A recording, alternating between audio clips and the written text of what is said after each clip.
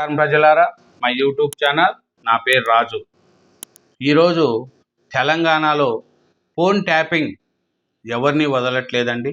గత బీఆర్ఎస్ ప్రభుత్వంలో చేసిన ఈ ఫోన్ ట్యాపింగ్ కేసులో ప్రతి ఒక్కరిని అందరి ఫోన్ ట్యాప్ అయినట్లు మనకు తెలుస్తుంది. దాంట్లో ముఖ్యంగా ఏబిఎన్ ఆంధ్రజ్యోతి ఎండి రాధాకృష్ణన్, ఏమూరి రాధాకృష్ణ ఫోన్ కూడా ట్యాప్ అయినట్లు సిట్ అధికారులు నోటీస్ పంపారండి. దానికి సిట్ ఆఫీస్లో ఈరోజు 11 గంటలకు హాజరవుతారనేది కూడా తెలిసింది. ఈ ఫోన్ ట్యాపింగ్ కేసులో 615 మంది ఫోన్ నెంబర్లు ఉన్నాయంటండి. దీంట్లో కూడా సీఎం రేవంత్ రెడ్డి గారు పిసిసి అధ్యక్షుడిగా ఉన్నప్పుడు ఈ ఫోన్ ట్యాపింగ్ వ్యవహారము బయటకు వచ్చిందండి. ఈ ఫోన్ ట్యాపింగ్ వ్యవహారంలో అప్పుడు రేవంత్ రెడ్డి గారు కూడా ఫోన్లన్నీ ట్యాప్ అవుతున్నాయి అని చెప్పినా కూడా అప్పట్లో ఎవరు పట్టించుకోలేదు. ఇప్పుడు రేవంత్ రెడ్డి గారే సీఎం అయిన తర్వాత ఈ ఫోన్ ట్యాపింగ్ వ్యవహారము పెద్ద ఆశ్చర్యంగా కనిపిస్తుందండి. 615 ఫోన్ నెంబర్లను ఈ సిట్ అధికారులు సేకరించారండి. వాళ్ళల్లో జడ్జీలు ఉండారు, లాయర్లు ఉండారు, రాజకీయ నాయకులు ఉండారు, ఎమ్మెల్యేలు ఉండారు, ఎంపీలు ఉండారు, మంచి బిజినెస్ మ్యాన్లు ఉండారు, సినిమా యాక్టర్ల ఫోన్లు కూడా ఫోన్ ట్యాపింగ్లు పాల్పడినారండి. ఇక్కడే కాదు, ఆంధ్రప్రదేశ్లో ఉన్న ప్రతిపక్షంలో ఉన్న పవన్ కళ్యాణ్ గారి ఫోను, చంద్రబాబు నాయుడు గారి ఫోను, లోకేష్ గారి ఫోను, వైఎస్ షర్మిల గారి ఫోను, ప్రతి ఒక్కరిని అక్కడ వదలలేదండి. ఇక్కడ జగన్మోహన్ రెడ్డి గారికి ఎవరెవరు ఫోన్లు ట్యాప్ కావాలనో చెప్తే వీళ్ళు ఫోన్ ట్యాప్ చేసి పెన్ డ్రైవ్ ద్వారా జగన్మోహన్ రెడ్డి గారికి ఇచ్చారండి. ఎందుకంటే కేసీఆర్ గారు, జగన్మోహన్ రెడ్డి గారు ఇద్దరు పరిపాలనలో ఒకరికొకరు సహకరించుకునేవాళ్ళు. జగన్మోహన్ రెడ్డి గారికి ఏం కావాలన్నా కేసీఆర్ గారు చేసేవారు, కేసీఆర్కి ఏం కావాలన్నా జగన్మోహన్ రెడ్డి గారు చేసేవారు. అట్లాగా ఈ ఫోన్ ట్యాపింగ్ కేసులో ప్రతి ఒక్కరిని ఎవరిని వదలలేదు. కాబట్టి అట్లాగే ఏబిఎన్ ఆంధ్రజ్యోతి ఎండి ఏమూరి రాధాకృష్ణన్కు కూడా సిట్ అధికారులు గురువారం నోటీసులు జారీ చేశారండి. శుక్రవారం 11 గంటలకు సిట్ కార్యాలయంలో విచారణకు హాజరు కావాలని కూడా వాళ్ళు పంపించారండి. ఈయన 615 ఫోన్ నెంబర్లు దీంతో ఉన్నారు. అలాగే చేవెళ్ళ ఎంపీ కొండా విశ్వేశ్వరరెడ్డికి కూడా సిట్ విచారణకు రావాలని, అతని ఫోన్ కూడా ట్యాప్ అయింది అనేది కూడా తెలిసింది. ఈ ఫోన్ ట్యాపింగ్ కేసులో ఈ కేసు రాను పెద్దదవుతుందండి. ఎందుకంటే ఎవరిని వదలలేదు ఈ ఫోన్ ట్యాపింగ్ కేసు. కానీ ఇది కేసీఆర్కి కానీ, కేటీఆర్కి కానీ, బీఆర్ఎస్ పార్టీకి కానీ చాలా నష్టం.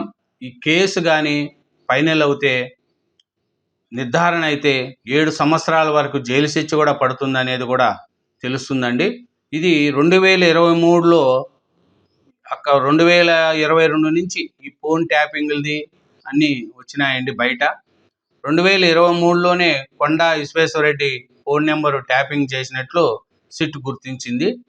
దీని ఆధారంగా ఈరోజు కొండా విశ్వేశ్వరరెడ్డితో పాటు ఆంధ్రజ్యోతి ఎండి కూడా ఈ సిట్ విచారణకు హాజరవుతున్నారు. ఈ సిట్ విచారణకు రివ్యూ కమిటీ చేసిందండి. ఎందుకంటే ప్రభాకర్ రావు గారు మొత్తం ఆయనే ఈ ఫోన్ ట్యాపింగ్ దాంట్లో చేశారండి. ఇది ఏమంటే నేటి బీఆర్ఎస్ ప్రభుత్వ హయాంలో పెద్దలు చెప్పారంటూ వారు ఈడు అనే తేడా లేకుండా సొంత పార్టీ నేతల మొదలు ప్రతిపక్ష పార్టీలు, నేతలు, జర్నలిస్టులు, న్యాయమూర్తులు, సినీ ప్రముఖులు, పారిశ్రామికవేత్తల ఫోన్లను అక్రమంగా ట్యాప్ చేసిన ప్రభాకరరావు నేతృత్వంలోని ఎస్బీఐ బృందం అతి తెలివితో అసలైన ఆధారాలను వదిలేసి సిట్టుకు చిక్కింది. ఫోన్ ట్యాపింగ్కు సంబంధించిన అనధికారిక కొండంత చేయగా అధికారంగా చేసిన ట్యాపింగ్లోనే నేటి ఎస్బీఐ సి ప్రభాకరరావు దొరికిపోయారని దర్యాప్తు అధికారులు పేర్కొంటున్నారు. ఈ ఫోన్ ట్యాపింగ్ అనేది మావోయిస్టుల సమాచారం కోసం చేయాలండి. కానీ కొన్ని కేసుల్లో కోర్టు పర్మిషన్తో కూడా ఫోన్ ట్యాపింగ్ చేస్తారు. కానీ బీఆర్ఎస్ ప్రభుత్వ హయాంలో ఈ మావోయిస్టుల సమాచారం కోసం అంటూ ప్రముఖుల ఫోన్ నెంబర్లు కూడా రివ్యూ కమిటీకి పంపినాడు మన ప్రభాకర్ రావు గారు. ప్రభాకర్ రావు గారు తెలిసే నేరానికి పాల్పడారనేది కూడా ఉన్నతాధికారులకు తప్పుడు సమాచారం ఇచ్చారనేది కూడా దర్యాప్తులో వెల్లడైంది. 2023 నవంబర్ నెలకు సంబంధించి 615 మంది ఫోన్ నెంబర్లను ట్యాపింగ్ చేయడానికి రివ్యూ కమిటీ తప్పుడు సమాచారం ఇచ్చి అనుమతి పొందిన విషయాన్ని న్యాయస్థానంలో రుజువు చేయడం కోసమే సిట్ అధికారులు ఆయా బాధితుల వాంగ్మూలాలను నమోదు చేస్తున్నారు. ప్రభాకర్ రావు బృందము తమ టార్గెట్ అయిన వారి ఫోన్ నెంబర్లకు వచ్చిన కాల్స్ వినడమే కాకుండా ఇంటర్నెట్ ప్రోటోకాల్ డేటా రికార్డును కూడా ఉపయోగించారని దర్యాప్తు అధికారులు పేర్కొన్నారు. చూడండి, ఈ టూల్స్ కూడా ప్రత్యేక టూల్స్ ద్వారా వాట్సాప్ కాల్స్ను కూడా ప్రభాకర్ రావు ముఠా తెలుసుకునిందంట. చూడండి, ఈ ఫోన్ ట్యాపింగ్ విచారంలో ఎన్ని బయటపడుతున్నాయో, ఎవరెవరి నెంబర్లు బయటపడుతున్నాయో చూడండి. ఎవరిని వదలలేదు. ఆఖరికి బీఆర్ఎస్ ఎమ్మెల్యేలు ఎవరితో మాట్లాడుతున్నారో విషయం కూడా వదలలేదు. హరీష్ రావు గారి ఫ్యామిలీ విషయాలు కూడా ఈ ఫోన్ ట్యాపింగ్ చేసి ఇన్నారనేది కూడా మనకు తెలుస్తుంది. రాష్ట్రంలో ప్రముఖులు, వ్యాపారస్తులు కానీ, జడ్జీలు కానీ కూడా తెలుస్తుంది. బీఆర్ఎస్ ఈ ఫోన్ ట్యాపింగ్ వ్యవహారంలో కేటీఆర్కు, కేసీఆర్కు ఎప్పటికైనా ఇది కరెక్ట్గా సిట్ విచారణ జరిగితే వీళ్ళకు పార్టీకి కూడా ఇది దెబ్బే. ఎందుకంటే ఈ ఫోన్ ట్యాపింగ్ చట్టరీత్యా నేరము. ఎవరి ఫోన్లు కూడా మనము చేయకూడదు. కొంతమంది భార్యాభర్తలు మాట్లాడుకుంటే ఫోన్లు కూడా టార్గెట్ చేశారంట, ఫోన్ ట్యాపింగ్ చేశారంట.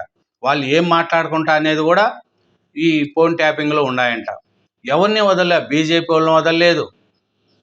అక్కడ ఆంధ్రాలో అయితే వైఎస్ షర్మిల గారిని, చంద్రబాబు నాయుడు గారిని, పవన్ కళ్యాణ్, లోకేష్ ఎవరిని వదలకుండా ఇక్కడ బీజేపీ వాళ్ళ ఫోన్లు, బీఆర్ఎస్లో వాళ్ళ ఫోన్లు, జర్నలిస్టులు, జడ్జిలు, న్యాయమూర్తులు ఎవరి ఫోన్ కూడా వదలకుండా ఇప్పుడు మాట్లాడుకుంటే ఫోన్లు కూడా టార్గెట్ చేశారంట, ఫోన్ ట్యాపింగ్ చేశారంట. వాళ్ళు ఏం మాట్లాడుకుంటా అనేది కూడా ఈ ఫోన్ ట్యాపింగ్లో ఉన్నాయంట. ఎవరిని వదలలే, బీజేపీ వాళ్ళని వదలలేదు.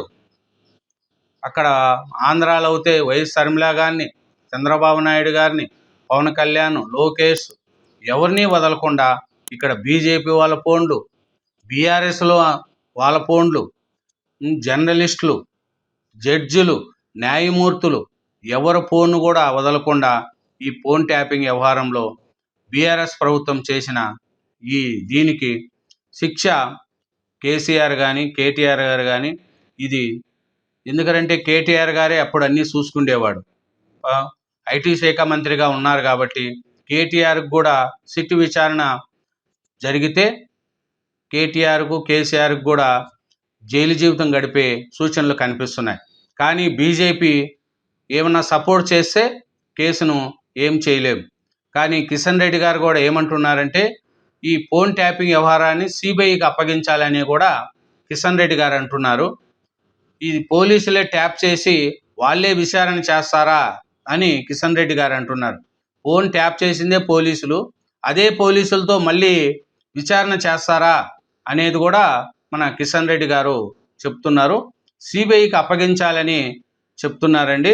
సీఎం రేవంత్ రెడ్డికి చిత్తశుద్ధి చాటుకోవాలని కేంద్ర మంత్రి బీజేపీ రాష్ట్ర అధ్యక్షుడు కిషన్ రెడ్డి అన్నారండి.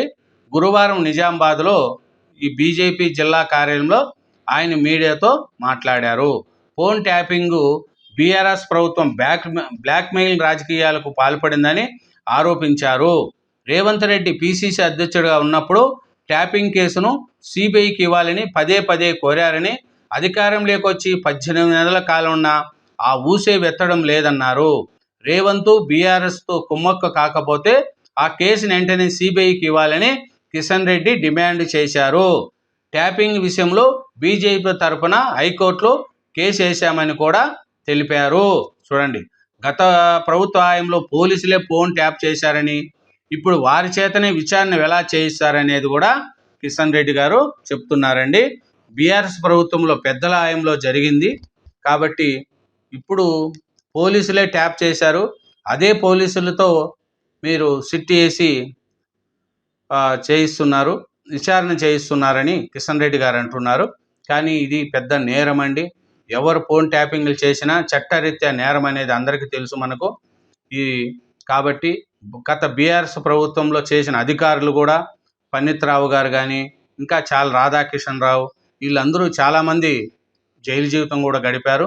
ఇంకా చాలామంది దీంట్లో చిన్న చిన్న పోస్టులో ఉన్న పోలీసులు కూడా 10-15 మంది వరకు ఉన్నారు. కాబట్టి సిట్టు విచారణ ఎంతవరకు వస్తుంది, ఇది కరెక్ట్గా జరిగి ఈ చేసిన వాళ్ళకు శిక్ష పడుతుందా, లేదు బీజేపీ మధ్యలో దూరి ఈ కేసు నీరు గారుస్తుందా అనేది ప్రజల ద్వారా మనం తెలుసుకున్నాం. ఇంకా రాను రాను ఏం తెలుస్తుందో చూద్దాం.